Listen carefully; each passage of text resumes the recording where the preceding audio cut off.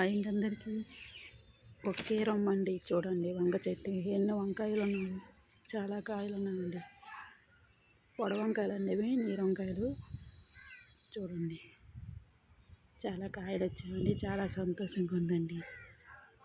పిట్ట కొంచెం కోతగా ఉన్నట్టుగా ఒకే రొమ్మకి ఎన్ని కాయలు వచ్చాయండి, చాలా సంతోషంగా ఉంది కదండి. ఇవి కొద్దిగా ఒక 6-7 రోజులు పడుతుందండి కోయడానికి. ఇవి మొత్తం ఒక 8 కాయలు ఉన్నామండి. అలాగే ఈ చెట్టుకి కూడా ఇక్కడ 2 ఉన్నాయి అండి, ఇక్కడ ఒకటి ఉంది, దీనికి 4-5 ఉన్నవి. చాలా ఉన్నాయండి, కోసుకుందాం. చాలా సంతోషం కదండి. మన చేత వేసిన చెట్టు కాయలు తింపుకొని కూర వండుకుంటే చాలా సంతోషం కదండి. ఆ సంతోషమే వేరండి. ఓకేనండి, బాయ్. లైక్ చేయండి.